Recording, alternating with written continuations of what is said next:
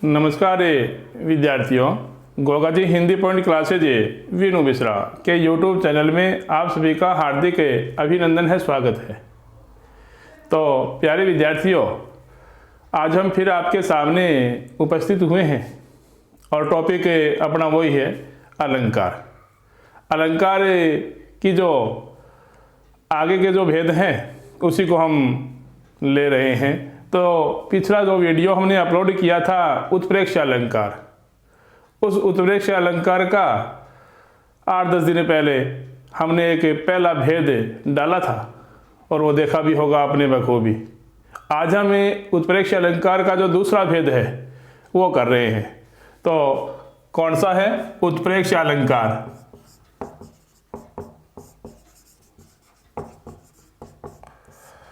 उत्प्रेक्ष अलंकार, ये परिभाषा और इसका जो एक भेद है वो हम कर चुके हैं। कितने भेद बताए गए थे इसके? 3 भेद। पहला कौन सा था? वस्तुत्प्रेक्षा। दूसरा हेतुत्प्रेक्षा और तीसरा फलोत्प्रेक्षा। ये 3 भेद है वो बताए गए हैं, वस्तुत्प्रेक्षा, हेतुत्प्रेक्षा और फलोत्प्रेक्षा। ठीक है, तो ये हम वस्तुत्प्रेक्षा तो कर चुके हैं और आज कौन सा कर रहे हैं? हेतुत्प्रेक्षा। अब देखो विद्यार्थियों, हेतुत्प्रेक्षा क्या होता है।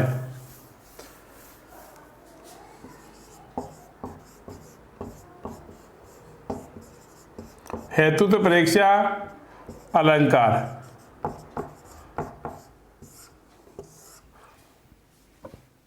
और हेतु का अर्थ क्या होता है? कारण। ठीक है, अब इसकी परिभाषा है वो क्या होगी? परिभाषा क्या परिभाषा होगी कि जहां अहेतु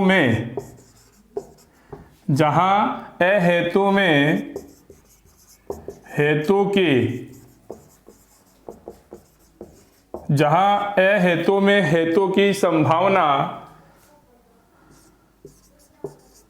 व्यक्त की जाती है वहां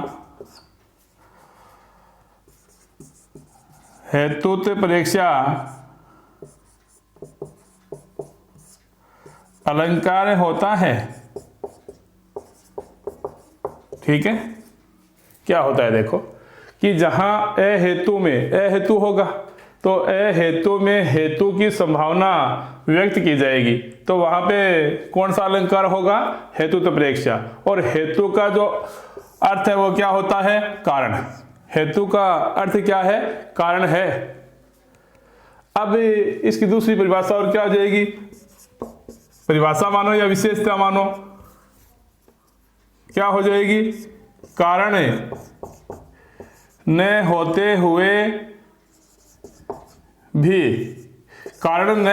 भी कारण बता दिया जाएगा।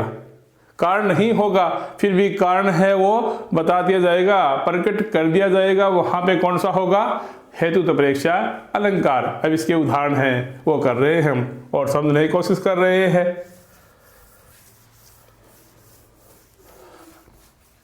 तो परिभाषा क्या निकल के आई सामने कि जहां अहेतु में हेतु की संभावना व्यक्त की जाती है वहां पे हेतुत्प्रेक्षा अलंकार होता है।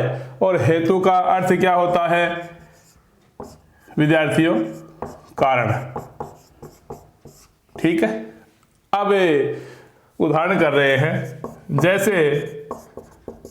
कैसे? जैसे अरुण भय कोमल चरण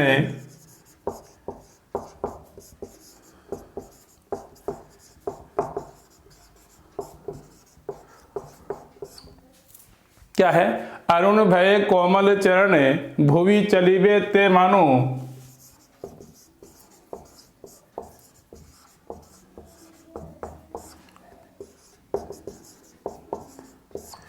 भूमि चलिबे ते मानो, ये उदाहरण है। अरुण भय कोमल चरण भुवि चलिबे ते मानो। ठीक है, अब अहेतु में हेतु की संभावना व्यक्त की जाएगी। क्या? कि कोमल चरण मानो कोमल चरण है और मानो पृथ्वी पर चलने से रक्तवर्ण के हो गए हैं। लेकिन यहाँ चरणों के लाल होने का कारण हेतु पृथ्वी पर चलना नहीं है, उसके जो चरण है वो तो स्वभावतः से ही क्या है, लाल है। इसलिए क्या मान लिया गया, ए हेतु में हेतु की संभावना व्यक्त कर दी गई है कि अरुण भय कोमल चरण भुवि चलीबे ते मानो। अर्थ क्या होगा कि कोमल चरण मानो पृथ्वी पर चलने से रक्तवर्ण के हो गए। कोमल चरण मानो पृथ्वी पर चलने से रक्तवर्ण के हो गए हैं, और यहाँ चरणों के लाल होने का कारण क्या मान लिया गया है, पृथ्वी पर चलना है, यानी पृथ्वी पे चली है तब उसके पैर है वो लाल हुए हैं, ये हेतु मान लिया गया है। लेकिन क्या है, ये हेतु नहीं है। इसके जो लाल पैर हैं, लाल चरण है, वो स्वभावतः ही होते हैं। ठीक है, आगे चलें।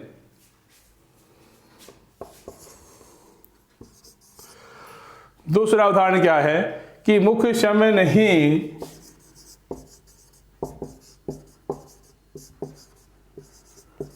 मुख सम नहीं याते, मुख सम नहीं याते कमल मनु।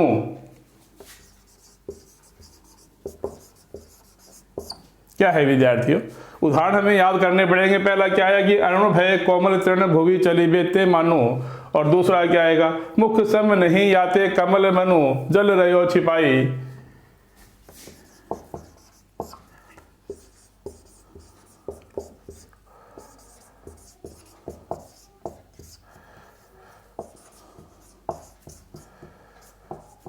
छिपाई। तो क्या निकल के आया दूसरा उदाहरण कि मुख शम नहीं याते कमल मनु जल रयो छिपाई, कि जो मुख शम नहीं याते कमल मनु जल रयो छिपाई। मतलब क्या है कि कमल जल में जाकर छिप गया, कमल है वो जल में जाकर छिप गया। इसका कारण यह नहीं कि वह मुख के समान नहीं है, कमल जल में जाकर छिप गया, इसका कारण यह नहीं कि वह मुख के समान न होने के कारण लज्जित हो रहा है। कमल जल में जाकर छिप गया, इसका कारण यह नहीं कि वह मुख के समान नहीं होने के कारण लज्जित हो रहा है, फिर भी कारण है वो माना गया है। क्या माना गया कि मुख शम नहीं याते कमल मनु जल रयो छिपाई। समझ गए। अब हम आगे बढ़ रहे हैं और तीसरा कर रहे हैं।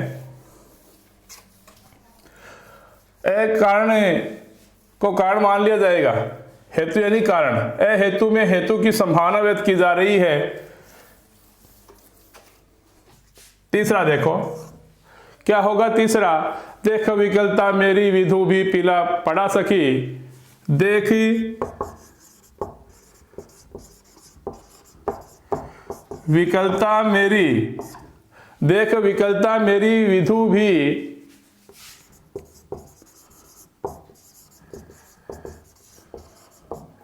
पीला पड़ा सखी। कारण नहीं है फिर भी कारण मान लिया गया है कि देख विकलता मेरी, मेरी समस्या दुख पीड़ा दर्द देख के, और दूसरे का जो उसका सामने वाला का जो मुख है वो कैसा पड़ गया है, पीला पड़ गया है, हेतु मान लिया गया है। तो ए हेतु में हेतु की क्या की जाएगी, संभावना व्यक्त की जाएगी। वहां पे कौन सा होगा, हेतु तो प्रेक्ष्य अलंकार। उसके बाद में चौथा मुख शम, मुख शम नहीं याते मनो, मुख शम नहीं याते मनो, मुख शम नहीं याते मनो चंद ही छाया छाए,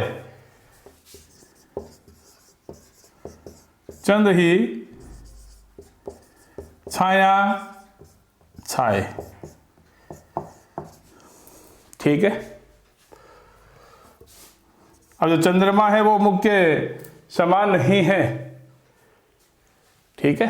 उसके बाद में देखो ये अपना हेतु परीक्षा अलंकार हो गया है कि मुख शम नहीं आते मनो चंद ही छाया छाए, देख विकलता मेरी विधु भी पीला पड़ा सकी, अरुण भय कोमल चरण भूवि चलीबे ते मानो मुख सब नहीं जाते, कमल मनु जल रयो छिपाई। ठीक है, इसके बाद में हम नेक्स्ट करेंगे, वो रह गया कौन सा, फलोत्प्रेक्ष अलंकार। उसके बाद में 2-3 अलंकार और इम्पोर्टेंट है, जो हिंदी साहित्य की जो बुक है अपनी 12वीं क्लास की, उसके जो अलंकार हैं हिंदी साहित्य की, आर्ट की, कला वर्ग की, वो बच्चे हैं, उसको हम 2-3 अलंकारों को और लेके चलेंगे। और उसके बाद में हम हिंदी के जो व्याकरण है, 10वीं क्लास की व्याकरण है, उसको हम क्रिया है, उसकी क्रिया का टॉपिक आधा हुआ है अपना, उसको हम पूरा करवाएंगे। और उसके बाद में 10वीं और 12वीं बोर्ड की जो और शेष व्याकरण रहेगी, उसके टॉपिक हम लगातार डालते रहेंगे, अपलोड करते रहेंगे विद्यार्थियों। तो आप ज़्यादा से ज़्यादा इस YouTube चैनल को देखें, शेयर करें और सब्सक्राइब करें और करवाएं, और अपने दोस्तों के पास ये चैनल पहुंचाएं, ताकि वो इस चैनल के ज़रिए अपनी पढ़ाई को वो जारी रख सके और कोरोना को वो मात दे सके। धन्यवाद। जय गोगाजी महाराज।